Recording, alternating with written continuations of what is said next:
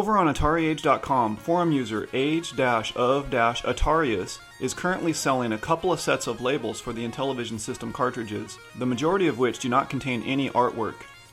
He states they are die-cut 1.9 by 2.5 inch stickers designed to fit perfectly onto the top of standard game cartridges. He is also selling a 20-game sheet of some of the rarer titles. I learned about this project by listening to the latest Intellivisionaries podcast, otherwise I might not have ever discovered it. The thought of doing something like this has never even crossed my mind, although I have taken the time to attempt recreating Atari 2600 cartridge labels with varying degrees of success. So I understand how difficult and time-consuming it would be to do this, especially having to come up with the perfect screenshot representing each game title. This must have taken quite a while to put together. I thought this was a great idea, so I purchased a couple of these sets with the intention of placing them on my cartridges. He even included a reject sheet with my purchase, which when I looked at them as a whole, I could not even identify the rejects.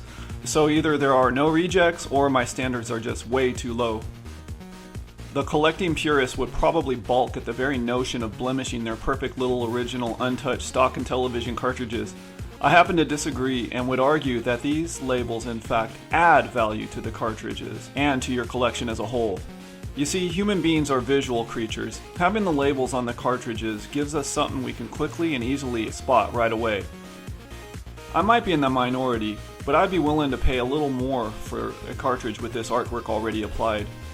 In fact, I would also be in the market for reprinted cartridge name labels, which in my collection I have several missing and or faded or severely Octoplaque-esque name labels.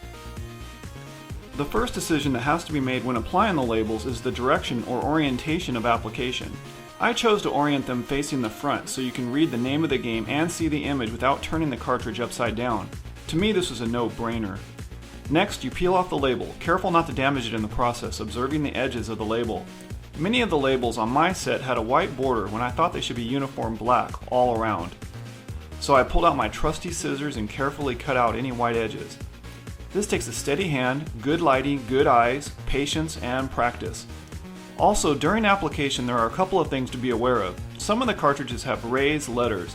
Insert 2, right near the bottom edge of where your label goes.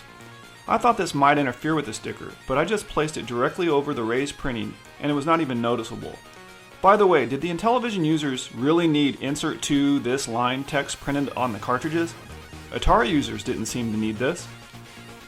Anyhow, the other thing you need to be aware of is some of the cartridges have a couple of holes or notches literally cut out of them on the left, right, top, rear sides of the cartridge. I believe the labels look better on the cartridge if you cover up these notches. Unfortunately, I discovered that the hard way, having to unpeel one of my stickers to reposition it. Other than that, this is a really straightforward, fun project to take on.